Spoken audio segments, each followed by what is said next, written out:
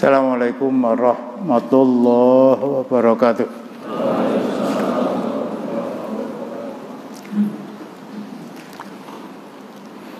Innal hamdalillah nahmaduhu wa nasta'inuhu wa nastaghfiruhu wa nastahdihi wa natubu ilaihi wa na'udzu billahi min syururi anfusina wa min sayyiati a'malina.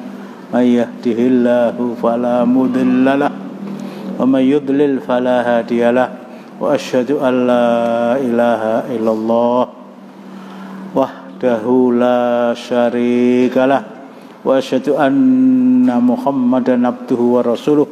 Ya ayyuhalladzina amanu taqullaha haqqa tuqatih wa la tamutunna illa wa antum muslimun. Ya ayyuhan nasu taqu rabbakumul ladzi khalaqakum min nafsin wahidah wa khalaqa minha zawjaha wa batha minhuma rijalan katsiran wa nisaa'a.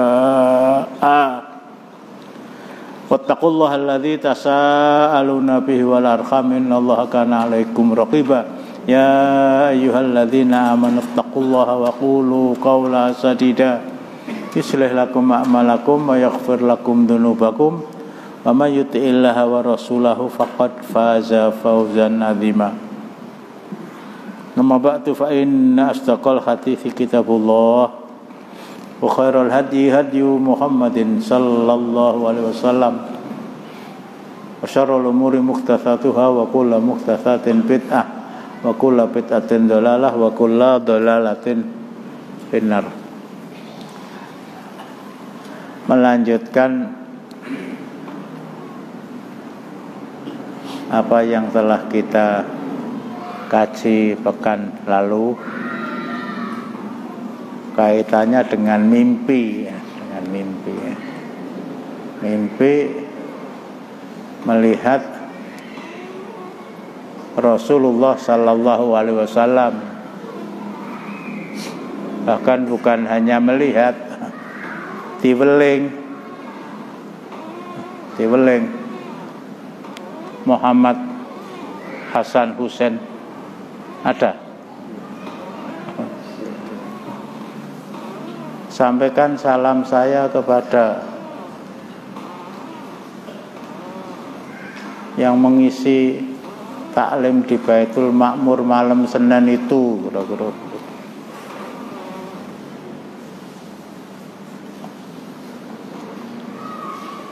Saya tidak tahu ia mengatakan seseorang yang belum saya kenal itu dusta juga enggak benar, tapi untuk cepat-cepat menerima juga tidak pas. Waalaikumsalam. Muhammad Ibnu Sirin. Ini bukan sahabat tapi kisahnya nandes betul di dalam hati saya dalam hal kekhawatiran dia kalau sampai ada barang haram yang masuk ke mulutnya, ke mulut keluarga, anak dan istrinya akibat dari pekerjaannya. Masih ingat ceritanya ya? Iya.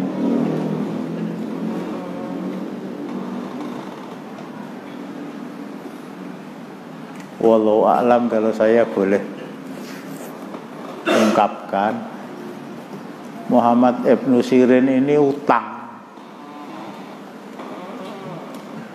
Saya lupa nerangan. Murid tercinta Anas bin Malik radhiyallahu anhu. Bahkan pesan Anas bin Malik, nanti kalau saya meninggal, yang ngimami sholat jenazah saya itu Muhammad ibnu Sirin. Ini diantara kelebihannya dan diantara usaha dia sebagai seorang pedagang, dia membeli dan menjual minyak zaitun. Wallahu alam tidak diterangkan ya, kira-kira sak dream begitu ya. Iki utang sik Mas, nanti biar saya jual dan saya bayar tepat waktu. Insya Allah muridnya Anas bin Malik tidak pernah ingkar janji. Iya, dibawa pulang sampai di rumah minyak zaitun sak dream. Jadi kalau diukur harganya ya berapa puluh juta ya.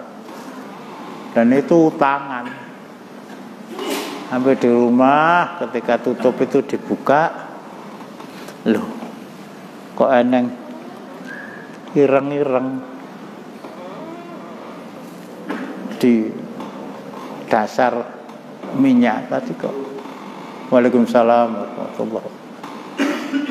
Kok enong ireng-ireng lah, diambil kayu terus dicutek. Innalillahi wa inna ilaihi raji'un. Ternyata bangkai tikus. Ternyata bangkai tikus. Bagi kita persoalan itu sangat mudah. Balik ke rampung. Aku ora tuku batang tikus mbok kok batang tikus. Cuma alur pemikiran Muhammad bin Sirin yang lebih kuat nilai keislamannya jauh berbeda dengan apa yang kita bayangkan.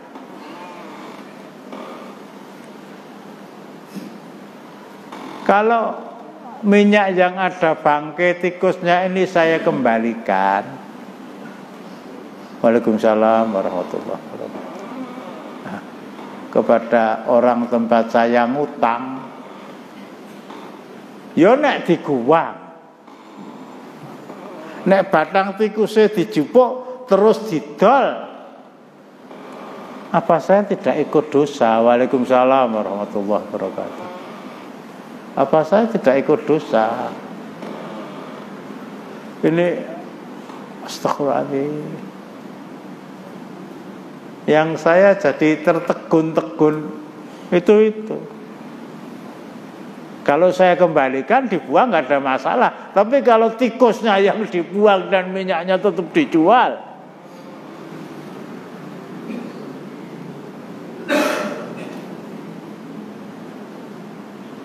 Bismillahirrahmanirrahim, kira-kira begitu.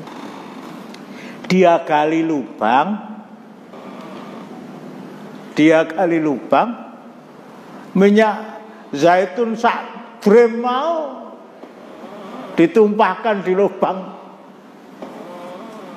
yang baru saja dia gali, termasuk bangkai tikusnya. Wassalam, rampung urusan halal haram paripurna. Neng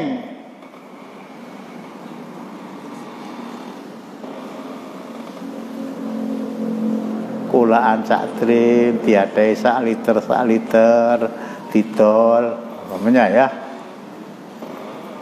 minyak zaitun bukan minyak sawit. Organe ndedel kabeh do bingung. Ini juga bingung. Indonesia sedang terkena apa? Sedang berduka karena Lumajang kemusrikannya ngendi-endi ora berduka. Pang-pang nang ngendi-endi berkibar-kibar ora berduka. Piye kuwi? Hah?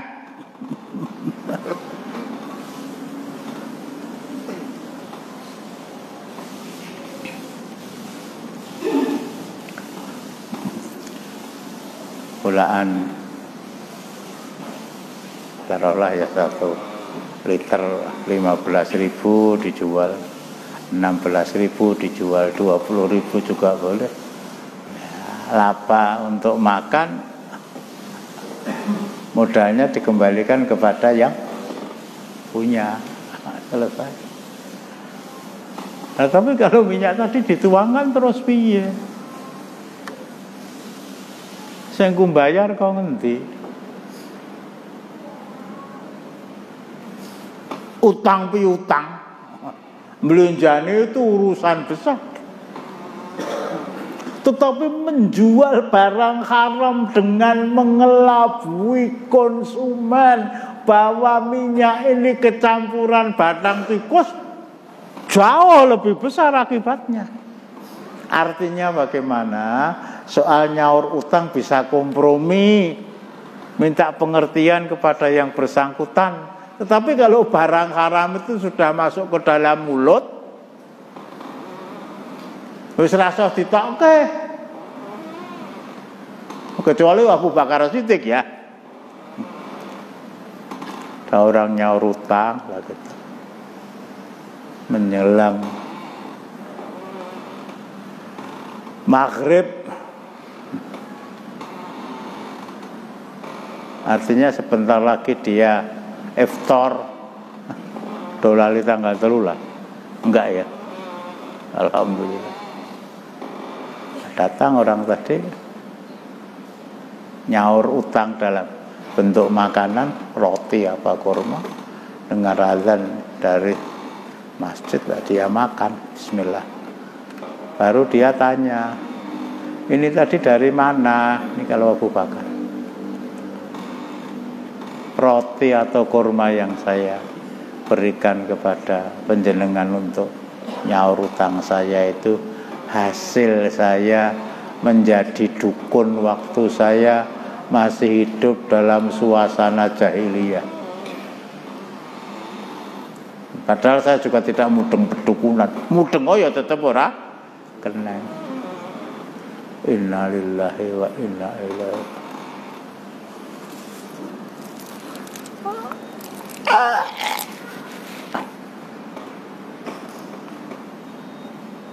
Dilodok-lodokkan jarinya itu ke mulut.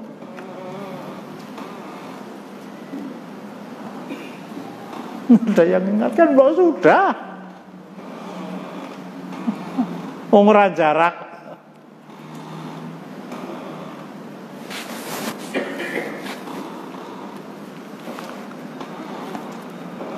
Ini yang beri hadiah masih ada itu. Jazakallah khair. Oh sudah, kamu kan gak jarak. Oh seandainya yang keluar nyawa saya ikhlas dalam rangka mengeluarkan sesuatu yang haram, kursak cuwil roti. Masa Abu Bakar iftar sak burung muncung itu kan jalan.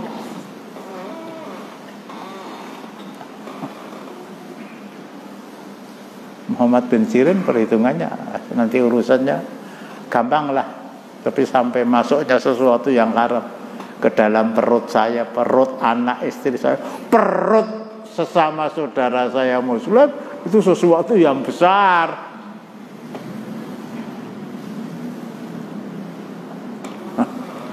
Sehari, 2 hari, sepekan, 2 pekan, sebulan, 2 bulan, janji untuk bayar utang sudah datang, jatuh tempo.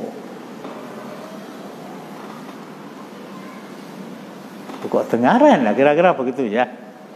Biasanya 1 hari 2 hari sebelumnya sudah datang. Ini pas hari H kok nggak datang. Ibnu Sirin ditunggu sehari 2 hari 3 hari didatangi. Gimana utangnya? Innalillahi ya. Saya minta maaf lah diterangkan begini. Wallahu a'lam diterangkan apa tidak. Saya belum bisa bayar. Ya sudah saya kasih tempo sekian hari. Tetap nggak bisa bayar lah. Ditengok nanti.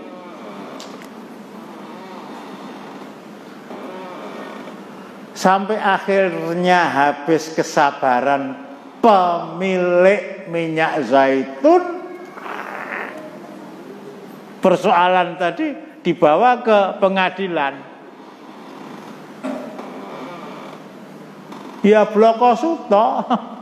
Frankly speaking, memang saya berjanji membayar hari ini tanggal sekian dan saya mengingkari janji. Duet ya. Akhirnya pengadilan memutus masuk penjara sekian tahun.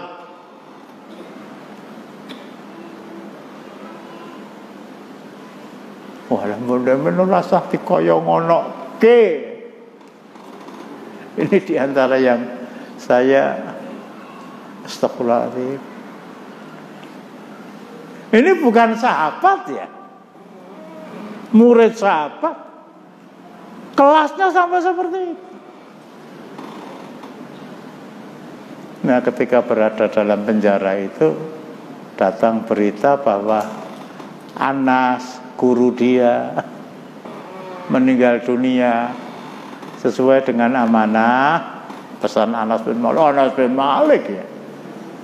Semua orang hormat sama dia. Di antara pesannya, nanti kalau saya meninggal yang imami sholat itu Muhammad bin Sirin. Muhammad bin Sirin di penjara. Ya, akhirnya Waalaikumsalam warahmatullahi wabarakatuh. Atas izin penguasa tentu saja diperbolehkan Muhammad bin Sirin itu untuk dibawa keluar penjara menuju rumah bahagia. Tolong dirubah itu rumah duka.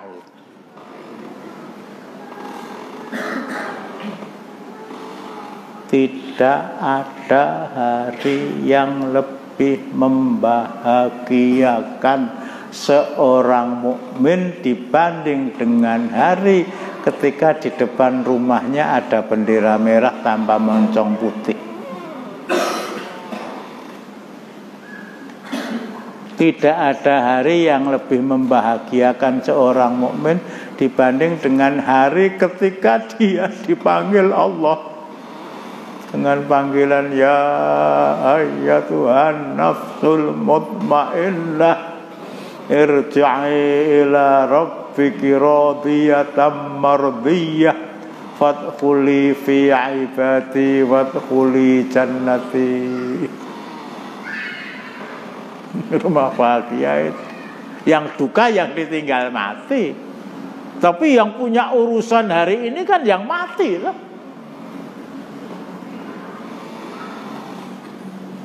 Dibawa ke rumah. Apalagi Anas bin Malik ya.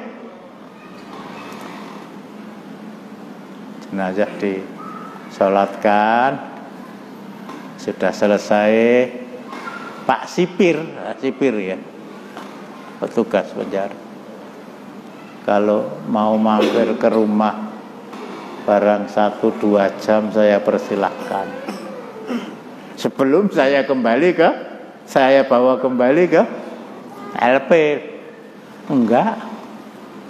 Izin yang diberikan oleh penguasa kepada saya itu keluar dari penjara untuk ngimami jenazahnya guru saya Anas bin Malik radhiyallahu anhu, bukan untuk mampir.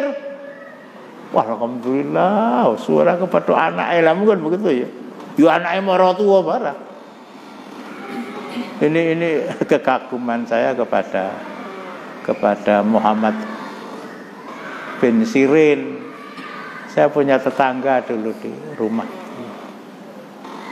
Namanya juga Muhammad Sirin. Cuma waktu itu saya belum nyambung siapa Muhammad Sirin. Udah ngundang Pak D Sirin. Itu nama kecil, setelah besar berubah menjadi Pak Sarbini rahimahullah, mudah-mudahan. Nah, apa kata dia?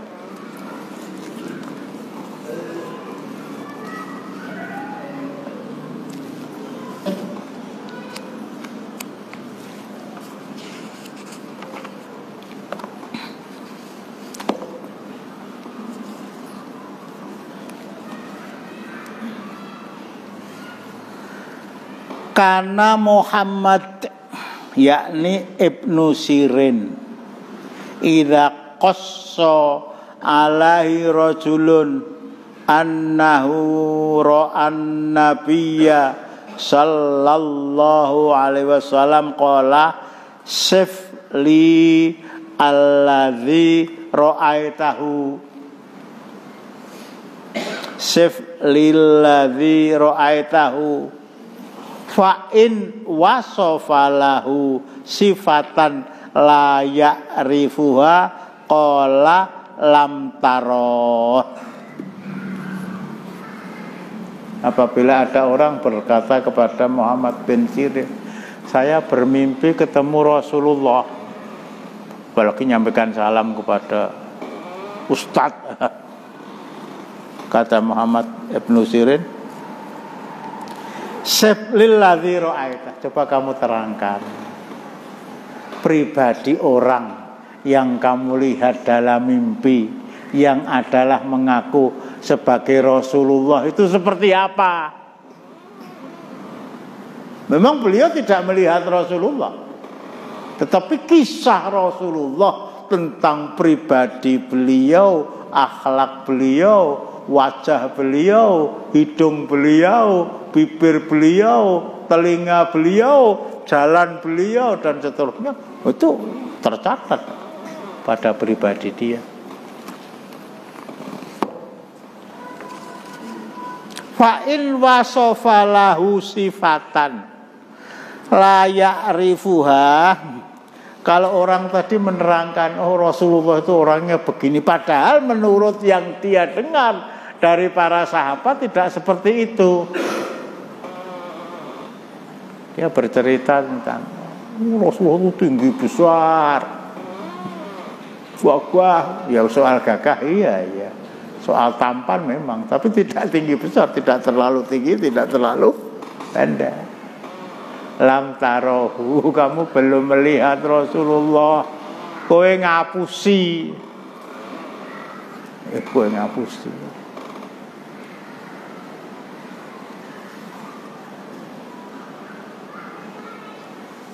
Bahwa seandainya sedikit saya nyimpang ya, seandainya orang berkisah tentang Rasulullah bahwa pribadi beliau itu tinggi besar gagah, memang ya masuk akal ya.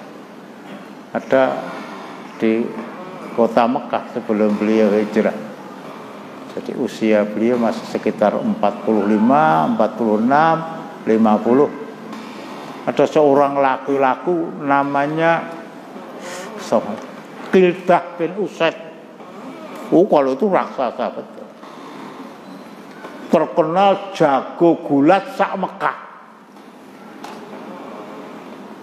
Dari keperkasaan Kildah bin Usaid itu, apabila dia berdiri di atas kulit, saya agak lupa ya, unta apa sapi yang sudah dikeringkan, dia berdiri di atasnya, kemudian kulit unta tadi diberi tali 4, utara, selatan, timur, barat, ditarik oleh 4 orang.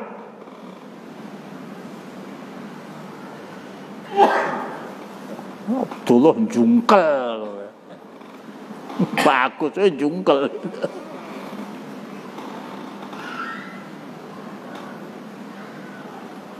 Keempat tali itu putus, sementara Kildah tetap berdiri tegar di atas kulit tadi. Ini Kildah bin Usaid. Muhammad, kalau kamu bisa ngalahkan gulat dengan saya, aku mlebu Islam. Disanggupi oleh Rasulullah dan menang.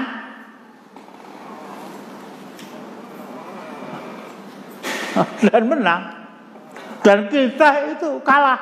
Cuma kelanjutannya apakah masuk Islam apa tidak, saya tidak membaca riwayat ini pribadi Rasulullah ya. Jadi sekali lagi Muhammad bin Sirin, coba kamu terangkan orang yang kamu lihat di dalam mimpi kamu, yang kamu katakan bahwa itu Rasulullah. Ketika dia menerangkan, lo kok ngalor gitu, ngalor gitu, Rasulullah kok udut, itu ya mungkin.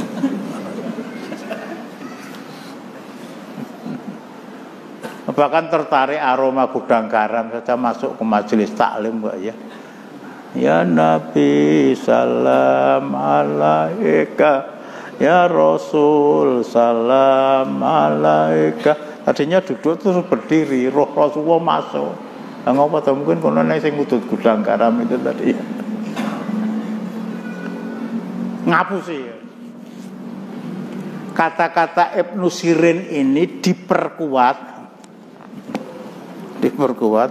oleh Ibnul Hajar Al-Asqalani dengan pendapat orang yang lebih bisa dipercaya, yaitu saudara Rasulullah Syekhul Mufassirin Abdullah bin Abbas radhiyallahu anhuma. Wa wajadtu mayu ayyitu. Saya dapatkan sebuah keterangan yang memperkuat pendapat Muhammad Ibnu Sirin, yaitu hadis sahih yang diriwayatkan oleh Al-Hakim dari Asim bin Kalib. Dia berkata, bapakku pernah bercerita, haddatsani abi qala qultu li bin Abbasin, saya berkata kepada Abdullah bin Abbas radhiyallahu anhu, ra'aitun nabiyya fil manami. Abdullah bin Abbas, saya bermimpi ketemu Rasulullah sallallahu alaihi wasallam di dalam tidur saya. Qala Abdullah bin Abbas radhiyallahu anhu berkata, sifhuli, terangkan orang yang kamu lihat di dalam mimpi kamu yang mengaku sebagai Rasulullah Muhammad sallallahu alaihi wasallam. Qala zakartul Hasan ibnu Ali radhiyallahu anhuma fasabbahtuhu bihi. Saya lihat dalam mimpi saya itu seorang laki-laki yang wajahnya serupa dengan Hasan bin Ali, cucu Rasulullah. Saya lihat ada orang laki-laki di sana yang wajahnya menyerupai wajah Hasan bin Ali. Memang riwayat mengatakan bahwa di antara cucu-cucu Rasulullah yang wajahnya paling mirip dengan beliau itu Hasan bin Ali itu. Wong gumo aja seneng sih, aku ora nerangke bab gumo ora ning hubungane karo. Tapi Hasan bin Ali sebagai cucu Rasulullah. Apa kata Abdullah bin Abbas? Qad ra'aita, sungguh engkau telah melihat beliau. Memang beliau Rasulullah itu wajahnya seperti Hasan bin Ali. Jadi tidak gegabah ya. Sehingga Muhammad Hasan Husain kemarin, Ustaz dapat salam dari Rasulullah, ya terima kasih, jazakallah. Bukan alaika wa alaihi salam, astagfirullahaladzim. Allah menjaga mulut saya untuk mengucapkan kata-kata seperti itu. Mimpi ini ya saya bacakan. Ini teko soalnya ya. Sekilas saja. Semuanya sahih dalam riwayat Imam Al-Bukhari, marra'ani fil manami fasayaroni fil yaqdati. Barang siapa yang melihat saya dalam tidurnya, dia akan melihat saya dalam realita. Kalau Imam Muslim mengatakan faka'an nama ro'ani fil yaqdah, barang siapa yang melihat saya dalam mimpi, seakan-akan dia melihat saya ketika dia dalam keadaan terjaga. Karena setan gak bisa menyerupakan diri dengan pribadi saya. Hadis lain, man ro'ani fil manami faqat ro'ani fa inna syaitana la yatamatsalu bi. Barang siapa yang melihat saya di dalam tidur, berarti telah melihat saya, karena setan tidak bisa menyerupakan diri kepada diri saya. Hadisnya lain kali bisa saya tambahkan. Tapi sering-sering mimpi ini dijadikan gacok. dijadikan sarana untuk menjustifikasi diri bahwa apa yang saya ajarkan kepada Anda ini adalah mimpi yang disampaikan Rasulullah kepada saya. Ini kebanyakan orang-orang sufi. Bahkan ada yang lebih anu lagi ya, yang lebih geladrah lagi. Di tahun-tahun 30 tahun yang lalu itu berkembang di Malaysia dan sudah dilarang oleh penguasa Malaysia. Sebuah ajaran yang disampaikan oleh Muhammad Suhaimi. Muhammad Suhaimi itu orang Temanggung, kerja di Malaysia sana, terus akhirnya di sana ngaku jadi kiai, mengajarkan sebuah tasawuf al-auratul Muhammadiyah, wirid-wirid yang diajarkan oleh Muhammad yang akan membawa seseorang menuju jannah. Dari mana dia mendapatkan wirid itu? Ketika saya sedang duduk sendirian di Ka'bah, di dekat Ka'bah, jam 1:30 mungkin jam 2, sedang khusyuk beristighfar kepada Allah. Tiba-tiba datang seorang laki-laki dengan wajah yang bersih, tampan orangnya. Assalamualaikum ya Suhaimi. Waalaikumsalam warahmatullahi wabarakatuh. Man anta? Panjenengan siapa? Saya Muhammad sallallahu alaihi wasallam. Geladrah banget itu. Tapi justru kisah-kisah seperti ini yang betul-betul diuntal malang, ditelan mentah-mentah oleh para pengikutnya. Muhammad Suhaimi didatangi Rasulullah, padahal Rasulullah sudah wafat. Saya akan ajarkan kepada kamu wirid yang apabila wirid itu kamu baca, kamu akan selamat di dunia, selamat di akhirat. Ada beberapa kesalahan. Tidak mungkin Rasulullah kembali dari alam kubur ke alam dunia. Tidak mungkin. Sama dengan ya Nabi salam alaika tadi. Itu rohnya ini langsung pribadi beliau. Yang kedua, diajak berbicara langsung oleh Rasulullah. Yang ketiga dan paling inti, Rasulullah mengajarkan kepada Muhammad Suhaimi sesuatu yang tidak terdapat di dalam Al-Quran dan tidak terdapat di dalam As-Sunnah. Berarti Rasulullah mempunyai sifat kitman. Apa kitman itu? Menyembunyikan sebagian dari risalah. Berarti al-yauma akmaltu lakum dinakum wa atmamtu alaikum nikmati itu palsu. Belum sempurna. Kok belum sempurna? Kata iblis loh ya.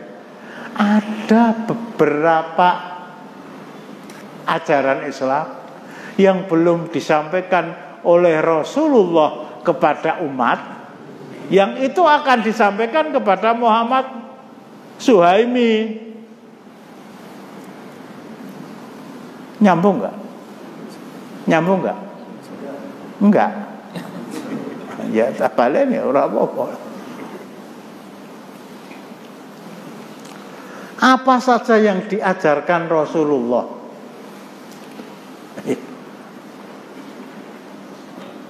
kepada para sahabat itu sudah paripurna. Al-yauma akmaltu lakum dinakum, hari ini telah aku sempurnakan untuk kamu agama. Tidak ada sepotong ajaran Islam yang, kalau saya pakai bahasa manusia, paling kecil dan paling sepele. Enggak ada Islam kok sepele dan gitu, yang tidak disampaikan oleh Rasulullah kepada mereka. Semuanya sempurna. Sejak dari alif sampai ya. Nyambung. Wala salah. Nyambung ora. Sudah sempurna.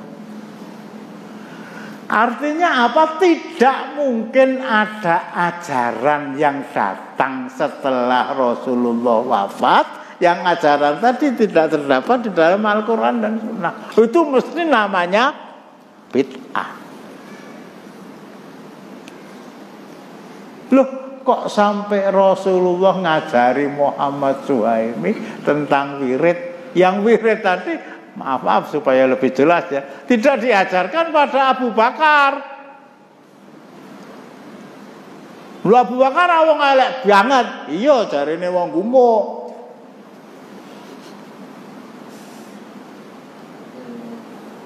Semua ajaran Islam sudah disampaikan kepada Abu Bakar, kepada Umar, kepada Utsman, kepada Ali, kepada Thalhah, kepada Zubair, kepada Sa'ad, kepada Sa'id, kepada Abu Ubaidah, kepada Abdurrahman bin Auf radhiyallahu anhum dan para sahabat yang lain yang jumlahnya sekitar 114 sampai 124.000 orang. Semuanya sudah selesai.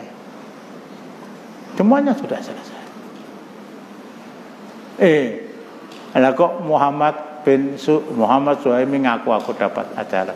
Itu jelas hapus. Gimana? Nyambung enggak? Hah? Alhamdulillah itu ya. Itu dan itu intinya di situ. Dan itu senjata paling sakti bagi setan untuk mengelabui para guru-guru tasawuf.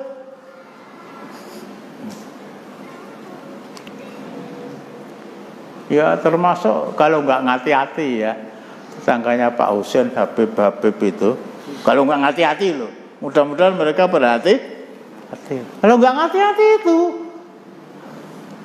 senjata pamungkasnya itu mimpi. Lha kuwi ndelok serban wis gede-gede kok ya. Baca koran itu Bupati Mojokerto itu wilayah berdirinya negara Mojopahit. Ketika ulang tahun pemerintahannya yang ketiga itu sowan ke Solo itu mengadakan apa namanya ya dengan Habib Syah itu pokoknya jenenge apa ramudeng aku pokok dalam rangka untuk bersyukur, dalam rangka untuk menerima amanah rakyat dan di atas itu semua mungkin loh ya dalam rangka 2 tahun yang akan datang agar saya terpilih lagi lah. Itu gambarnya saya baca di dalam koran Jawa Pos itu seperti itu. Itu hati-hati. Jadi senjata yang paling mudah dipakai untuk mengelabui umat. Tadi malam saya bermimpi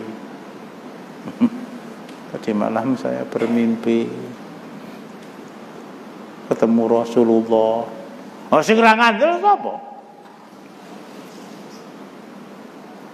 Maksud saya pengikut Rasulullah berpesan kepada saya. Ya udah. Itu apa yang diucapkan itu mengalahkan alif lam mim, mengalahkan qala Rasulullah, apalagi qala Abu Bakar, apalagi qala Umar, apalagi qala Utsman, apalagi qala Ali, apalagi qala Ahmad bin Hanbal, apalagi qala Syekhul Islam Ibnu Taimiyah. Jadi sekali lagi orang yang bermimpi, ngaku bermimpi ketemu Rasulullah, kalau saya mengacu kepada Muhammad bin Sirin dan Abdullah bin Abbas radhiyallahu anhuma tadi, coba kamu terangkan. Sementara lah begitu ya. Sementara kalau saya beritahu seorang, saya tadi malam mimpi ketemu dengan Rasulullah. Saya ya membaca lah ya, enggak usah sulit-sulit lah. Di dalam kelengkapan tarikh Nabi Muhammad SAW, juz akhir itu diterangkan bagaimana tentang ya pribadi beliau, rambut beliau, cara beliau menyisir rambut, sampai kepada jenggot beliau, sampai kepada semuanya. Tapi itu tidak bisa saya jadikan bekal. Oh, Rasulullah itu jelegernya seperti ini. Bahwa antum bermimpi ketemu Rasulullah dan itu antum batin saja dalam hati, mudah-mudahan itu benar. Nek ngantek kondo karo wong liya, konsekuensinya dua kata-kata Ibnu Abbas dan Ibnu Sirin tadi. Sampai di sini belum selesai, mungkin ada yang monggo Pak Adam. Apakah orang yang berdoa itu akan akan lunas atau dosa-dosa mereka akan lunas gitu? Apakah orang yang dipenjara, apakah penjara itu bisa menjadikan hutang menjadi lunas gitu kan? Nah, gitu kan? Sama adanya perkara ini sudah selesai. Ya terpulang kepada pemilik barang yang dipinjam oleh Muhammad Ibnu Sirin tadi. Dia laporkan ke penjara. Dia laporkan ke pengadilan, tentu saja pengadilan Islam. Karena Islam, terus akhirnya diproses dan akhirnya ditanya dan mengaku, bahkan Bloko Suto akhirnya diputus oleh hakim untuk mengganti uang yang kamu pinjam dari harga minyak 1 trim itu. Hakim memutuskan kamu masuk penjara sekian tahun. Selesai. Yang bersangkutan pemilik minyak zaitun ikhlas, Muhammad Ibnu Sirin juga ikhlas, selesai. Urusan dengan akhirat juga selesai karena di penjara itu. Cuma ada jalan yang lebih, Masya Allah ya, bukan hanya lebih manusiawi, lebih menunjukkan bahwa Al-Quran itu bukan buatan Muhammad.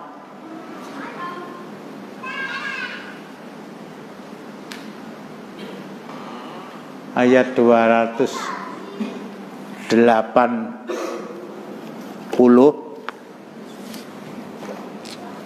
itu kaitannya dengan orang yang berhutang, kemudian oleh pemilik uang ditagih. Aduh, saya minta maaf, belum bisa mengembalikan. Lah kapan akan mengembalikan? Ya pekan depan lah insya Allah. Pekan depan ditagih lagi. Aduh, sudah mau diapakan saya siap lah. Ternyata saya belum bisa. Pekan ketiga, pekan keempat, monggo Februari ya, nggak ada pekan kelima toh.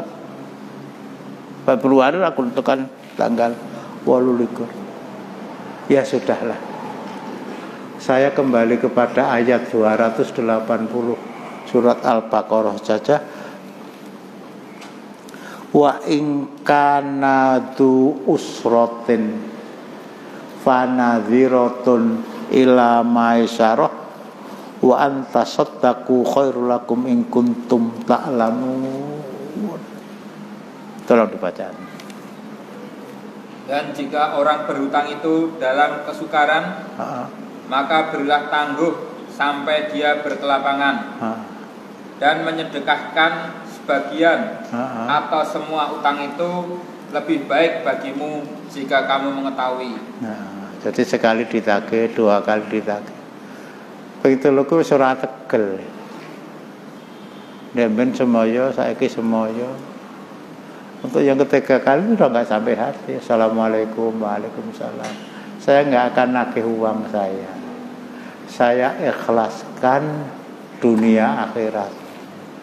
Bisa jadi uang 1 juta diutang belum dibayar babar belas. Bisa jadi uang 1 juta diutang sudah dibayar 150.000 sih kurang 850. Wa in kana dzu usratin fa nadhiratun ila maisar, beri dia kesempatan sampai dia mendapatkan kelapangan. Wa anta saddaqu, kamu sedekahkan sebagian yang 850.000 atau semuanya, itu lebih baik. Ini orang gebes-gebes betul membaca ayat ini. Oh ini dia sedina sewengi nang bang mana so. Islam mengajarkan seperti ini. Saya ikhlaskan. Alhamdulillah. Somben utang neh apa begitu? Oh nangis itu akhir. Allah ya Allah. Ampunilah dosa dia. Lapangkan rezeki dia, beri kesempatan orang lain yang mengalami seperti saya mendapatkan kelonggaran dari dia, hati yang seperti itu. Nganten Pak Adam. Yang lain mungkin.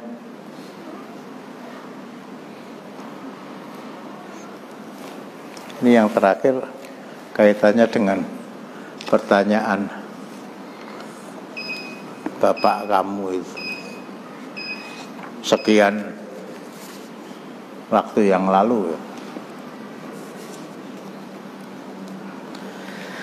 Jawaza ahlut takbiri ru'yatal bariyyi azza wajal fil manami mutlaqan.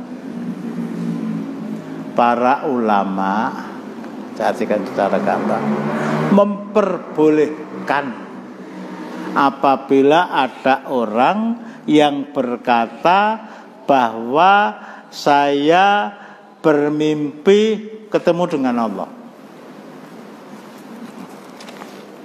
Fathul Bari.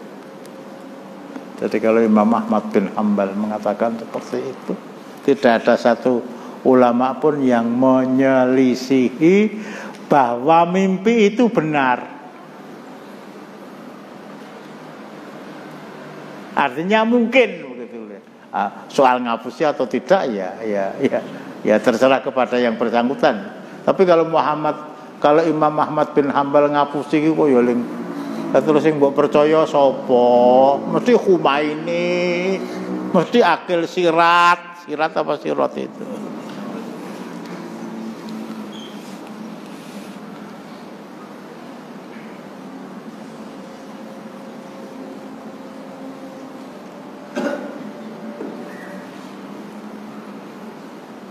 Wa ajaba ba'dhum adzalika bi umurin qabilatin lit-ta'wil fi jami'i wujuhiha. Lah terus ngimpi melihat Allah itu seperti apa? Padahal Allah itu laisa kamitslihi syai'un, enggak ada satu makhluk pun yang menyerupainya. Lah kok ketemu Allah itu terus wujudnya seperti apa? Nah ini yang akan saya baca itu antum bisa terima, bisa tidak. Tapi bermimpi ketemu Allah itu iya. Fatarotan, kadang-kadang Allah menampakkan di dalam mimpi tadi bisultan, sebagai seorang raja. Silakan diterima, silakan tidak, tapi di sana. Watarotan bil walid, Kadang-kadang dengan orang tuanya, bapaknya, wataratan bisayyid, suatu ketika dengan tuanya, wataratan birois, suatu ketika dengan pemimpin mereka. Ini silakan diterima, silakan tidak, tetapi bermimpi ketemu dengan Allah itu suatu keniscayaan di kalangan Ahlus Sunnah wal Jamaah. Sementara bermimpi ketemu dengan Rasulullah itu harus betul-betul bisa membuktikan siapa yang saya lihat dalam mimpi tadi dan seperti apa wujudnya. Dan tidak mungkin dalam mimpi tadi Rasul mengajarkan sesuatu di luar Al-Quran dan Sunnah.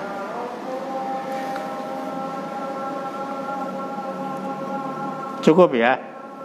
Jadi ya sebaiknya kalau kita mimpi ketemu Rasulullah ya alhamdulillah. Ora sati kandhake wong liya.